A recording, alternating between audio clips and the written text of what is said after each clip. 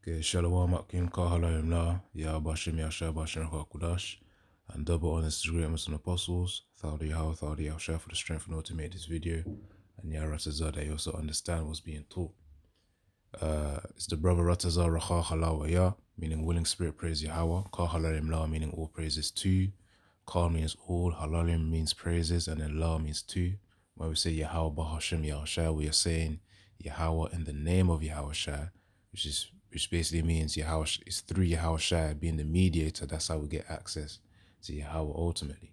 When we say Yahweh, his name is the ancient Hebrew form of which means he exists, and that's his real name because the world ignorantly calls him God. And Yahushua is the real name of the Messiah for Israelites. You so-called Negroes, Latinos, Native American Indians, as well as the speckled bird, which is basically Israelites of who may not look like Israelites, but of course their bloodline goes back to, an Israelite man. So then Yahushua meaning he delivers. So that was just a brief introduction there, Say this every now and then, just to get a reminder for any new brothers that may be watching. So really this is the part 3, so it ought to be a short video because I know the main points were really bringing out the news from Syria and basically the conflict between Syria and what's it again? Basically the Syrian conflict where Assad's rulership was overthrown, obviously in this country. I'm trying to say you got a new one. I forgot his name. It was trying to recall, man. But yeah, basically had a guy that was from a rebel, one of those Syrian rebel groups, of whom was now in rulership now, man. He's trying to do deals with Russia. But anyways, that's done for part 2. This is the part 3 of that. Conflict of incentives. That's the name of the little series there. Syria, Iran, Russia, and China. And I said I was going to do the part 3, which is related to China. So it'll be a short video, Yara Tazar, because, point being is the fact that China's just leveraging Jake, man, as you can see here. The human cost of lithium, Nigeria's child miners, and global rush for white gold. First Post Africa, which is the name of the YouTube channel, the news outlet. Yeah. So the first post is the name of the channel. I'm gonna play some of the video, bring out some presets, and Yara Tazar move on to the next video as well.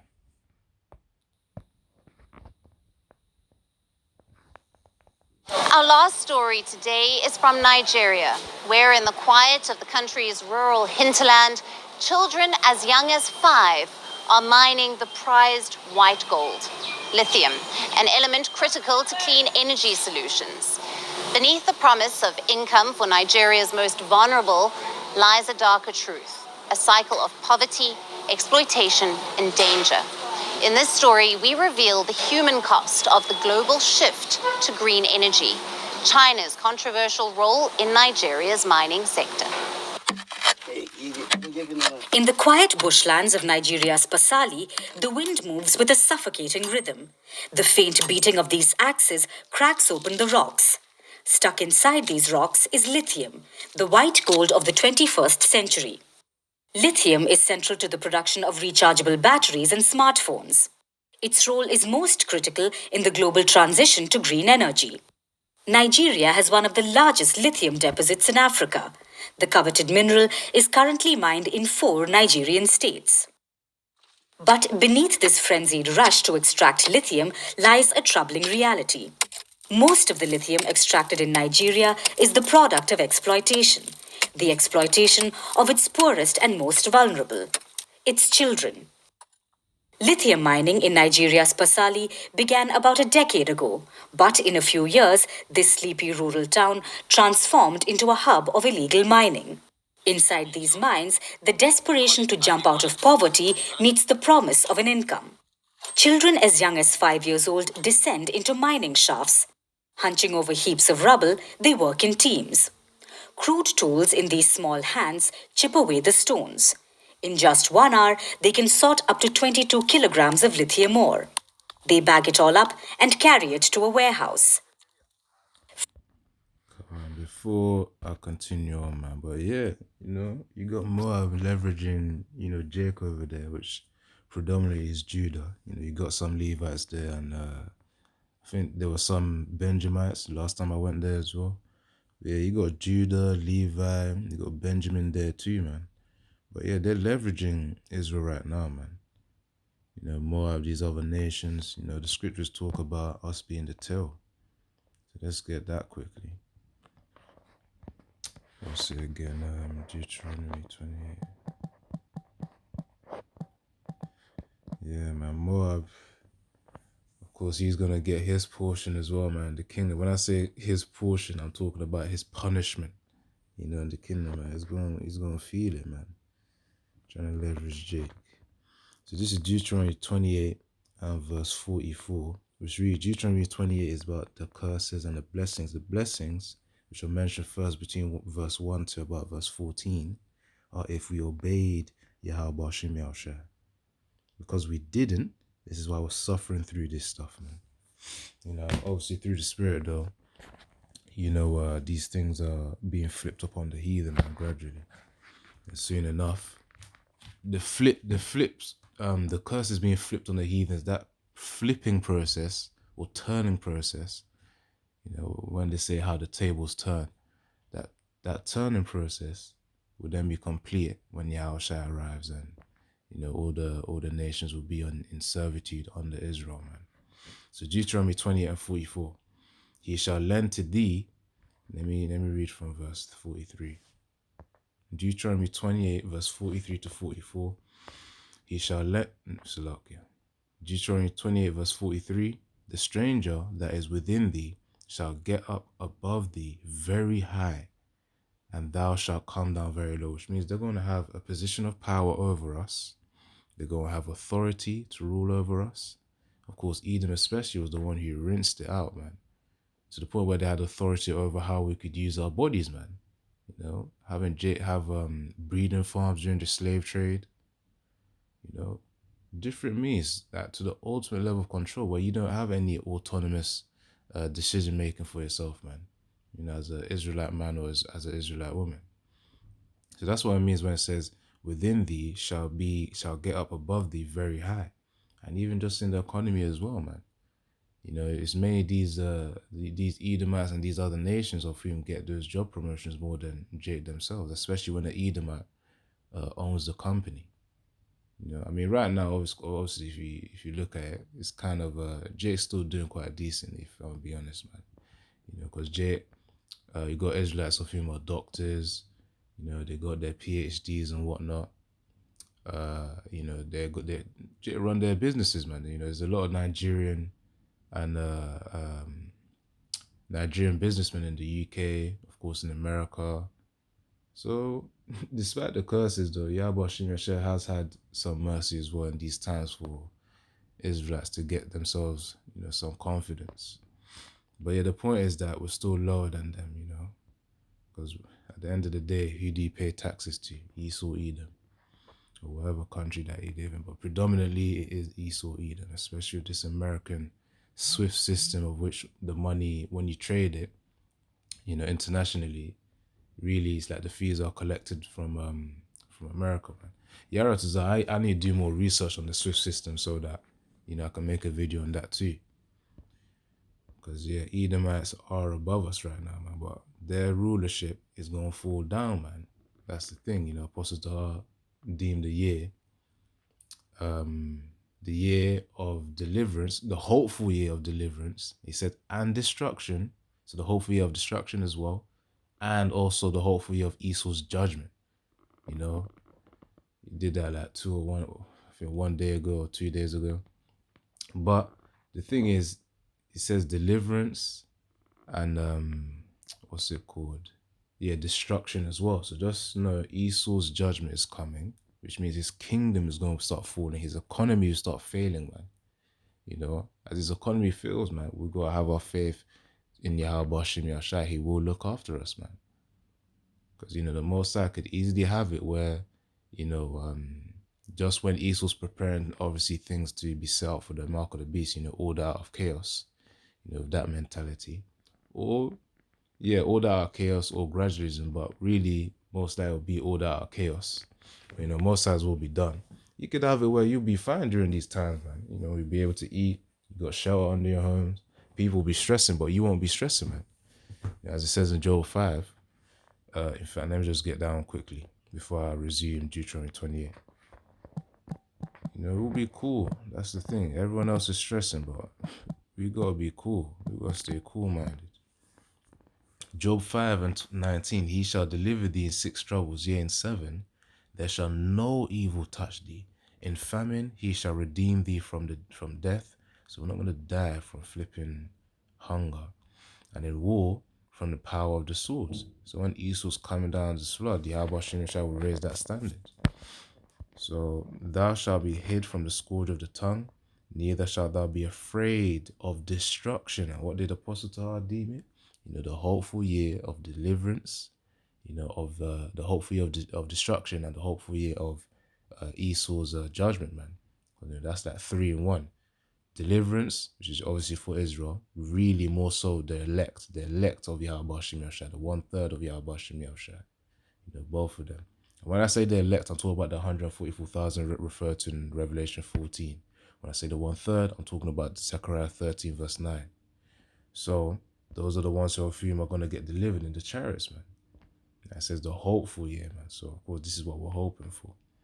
So thou shalt be hid from the scourge of the tongue, neither shalt thou be afraid of destruction. So when this thing happens, man, when shit goes to, when shit hits the fan, and which is basically just a term referred to as trouble, you know, where you can't really, because just imagine it, though, shit hitting the fan. You know, that thing's going to splatter everywhere, man. You know, which is another level of chaos. But yeah, at destruction and famine thou shalt laugh, neither shalt thou be afraid of the beasts of the earth. So we're going to be cool with them, man. We're going to be cool. It says, for thou shalt be in league with the stones of the field, and the beasts of the field shall be at peace with thee. So yeah, we ain't got nothing to worry about, man.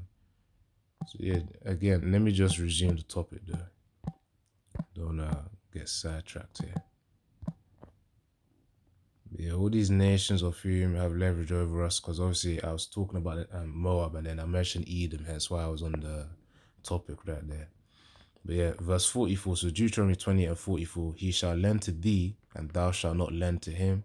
He shall be the head, and thou shalt be the tail. And yeah, even just financially, where do Jake go to get a loan? To Esau, Edom. That's the point, man.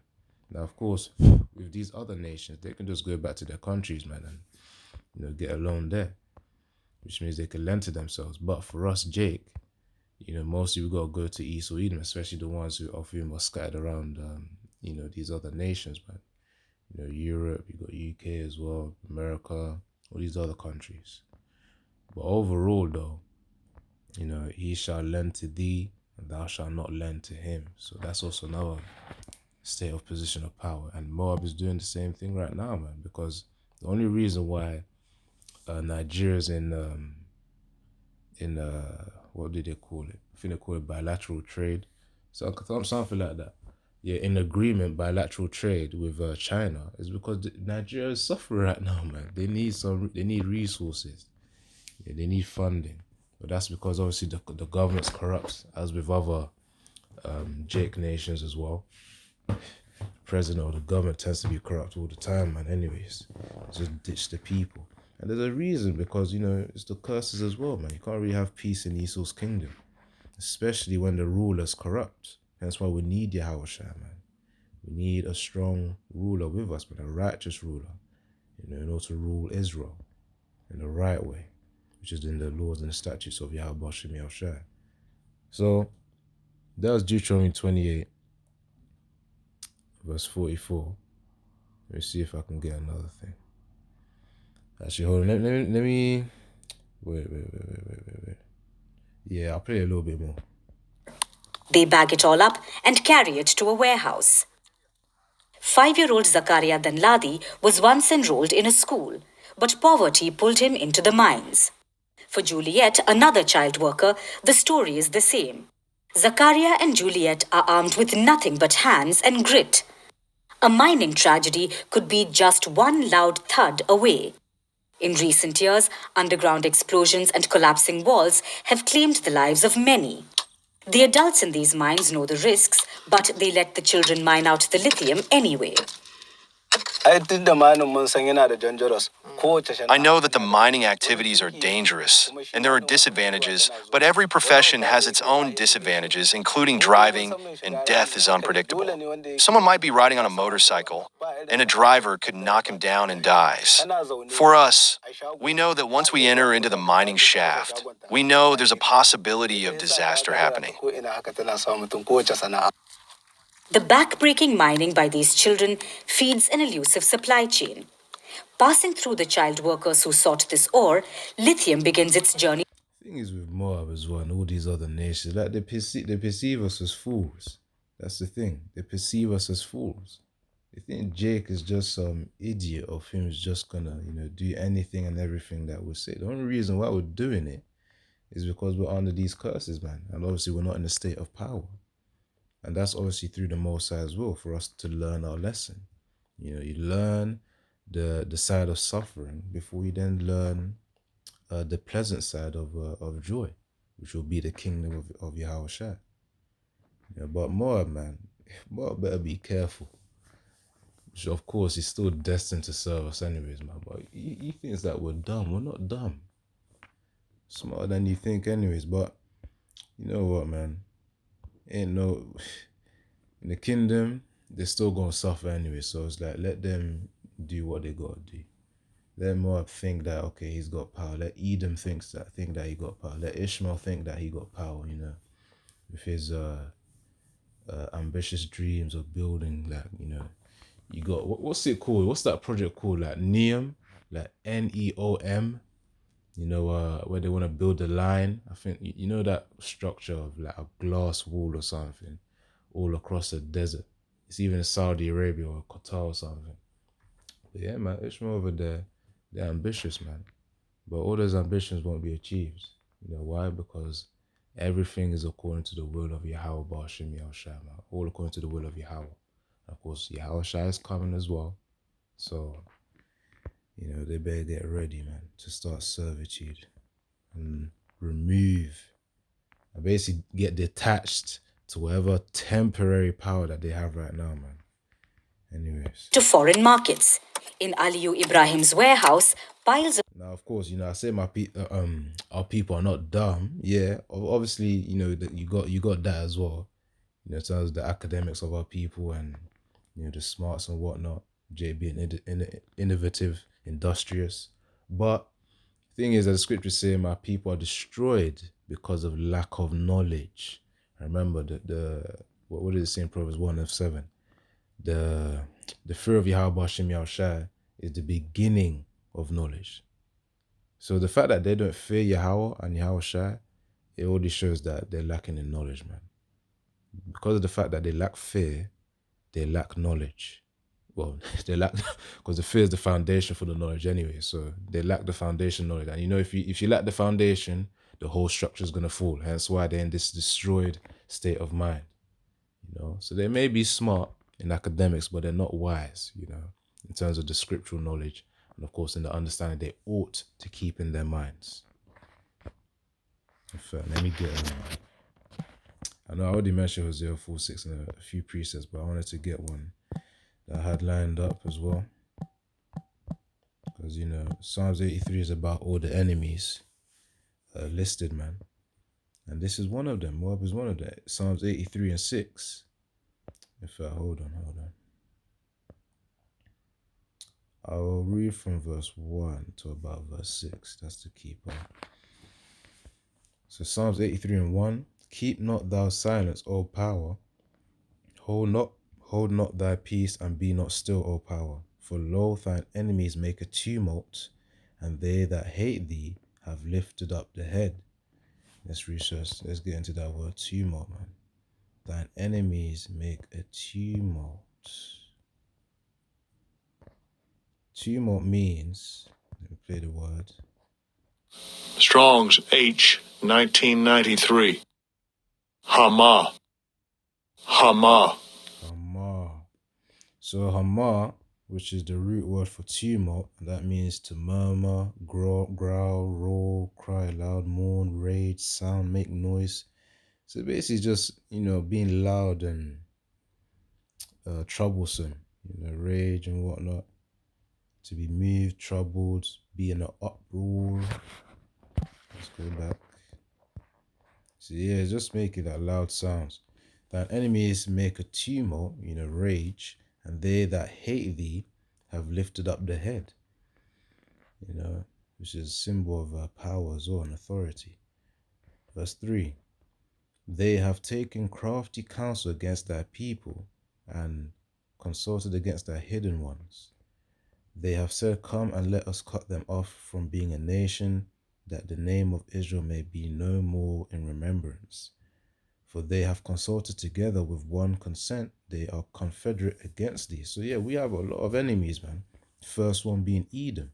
Now it says in verse 6, the tabernacles, which is reference to like the household, the dwelling place of Edom, and the Ishmaelites, the so-called Arabs, you got, and of Moab, which is the Chinese. It says the Hagarinis. But yeah, the point is that Moab is listed as the third enemy, man. The third enemy of which have consulted against us, taken crafty counsel against us. Israelites. So that was just a key part there. They're leveraging Jake over there in Nigeria, man. So they're going to get their portion. They will get their portion. And when I say that, I'm talking about their punishment. In the kingdom, man, they're going to be serving us for real. And they're going to feel the pain that we felt. Markets. In Aliyu Ibrahim's warehouse, Even Ishmael as well, there's something called the Arab slave trade. There's something called the Arab slave trade too, where they actually enslaved Jakes too and sold them, to other nations. But that's something for another video. piles of lithium ore await transport. All of this white gold is destined for various parts of the world. Ibrahim admits that child labor is rife in his supply chain. But he goes on to offer a chilling defense. Child workers are either extremely poor or live alone as orphans. Mining is all they can do to survive, he says. These children laborers go to different mining sites to work. When someone comes and sees them working, looking for what to eat, they chase them away. But because we are privileged to have mining sites, if children come to my mining site and they find lithium that they can sell and feed themselves, we will tell them to go ahead and help themselves. We cannot stop the kids from trying to make their daily wages because the majority of us are poor and we don't have anything, and we have to work so that we can eat. Yeah, man. It's a hustle out there. It's a flipping hustle, man. Remember last time going to Nigeria as well, man. That place, man. If you ain't got resources there, it's a hard life out there, man. It's a hard life. Yeah, let's get this. And that's all through Yahweh Hashem Yahshua, man. Curses upon Israel, man. You gotta work hard for your money. Now, Lamentations 4:1-3. How has the gold become dim? How has the most fine gold changed? The stones of the sanctuary are poured out in the top of every street. The precious sons of Zion, comparable to fine gold. How are they esteemed as earthen pitchers, which means basically clay pots, basically. The work of the hands of the potter. Even the sea monsters draw out the breast. They give suck to their young. The daughter of my people is become cruel like the ostriches in the wilderness. But yeah, Jake is in a low state, man. He says comparable to fine gold in verse 2, and then it says they are esteemed. So they're perceived as basically clay pots, man, earthen pitchers. So that's the low state that they're in, man, because they're the ones who are serving. Now, one more preset before I then close out. Jeremiah 48, verse 1 to about verse 7, man. Because this is, prophecy against Moab, man. You gotta get on Moab, man. Flipping, thinking that they're so smart and sly, trying to deceive you. Because even a few months ago, not even a few months ago, actually, yeah, technically, yeah, a few months, about 8 months or something. Really, Moab's trying to seize Nigerian assets, man, because of the fact that, because when another country, like a first world, so-called first world country. I don't even know if China's a first world country, man. Because you got first world, you got third world countries. Nigeria's considered as third world, but first world countries like China trying to help Nigeria. Obviously, they're gonna try and take back what they lent, man, in terms of funding. So of course, China's trying to do that by taking up assets, man, through their companies too. But that's just a little thing based upon research. Now, Jeremiah 48:1, that's what the scripture says, never trust thine enemy, man. Jeremiah, realistically, Jake don't really need all these other nations anyways. Jake just needs Yahweh Shem Yashar, will be fine. That's the thing. We're the ones who can only run on ourselves alone, with our power, Yahweh and Yahushua. So against Moab, Jeremiah 48:1, against Moab, thus saith the Lord of hosts, the Most High of Israel, woe unto Nebo, for it is spoiled, Kiriathaim is confounded and taken, Misgab is confounded and dismayed. So, when you hear Nebo, Kiriathaim, Misgab, these are like regions where Moab lived. So let's read verse 2. There shall be no more praise of Moab in Heshbon. They have devised evil against it. Come and let us cut it off from being a nation. Also thou shalt be cut down, O madmen. The sword shall pursue thee. And yeah, Moab can be considered as a madman, especially with their diet, man. They be eating all sorts of shit over there, man. All sorts of shit over there. So it says, O madmen, the sword shall pursue thee. So your destruction will pursue them. A voice of crying shall be from Horonaim, spoiling and great destruction. Moab is destroyed. Her little ones have caused a cry to be heard. For in the going up of Luhith, continual weeping shall go up. For in the going down of Horonaim, the enemies have heard a cry of destruction. So they're going to feel that suffering. They're going to feel that pain. Flee, save your lives, and be like the heath in the wilderness. For because thou hast trusted in thy works, which is what Edom does as well. It's Edom's trusted in his wickedness. I think that's even the chapter after Jeremiah 49 and about verse 16, or maybe it's Isaiah 47. But yeah, probably Jeremiah 49. For because thou hast trusted in thy works, this is Moab here, the Chinese trusting in their works, and in thy treasures thou shalt also be taken. And Chemosh, or Chemosh, shall go forth into captivity with his priests and his princes together. Simple as that, man. Moab is not going to get rest. Moab is not going to get rest. So let me play the rest of the video, then I'm going to close out there, man. And we have to work so that we can eat. As children mine away their childhoods for survival, the shadowy world of illegal mining thrives. An informal network of buyers and sellers operates in and beyond Nigeria.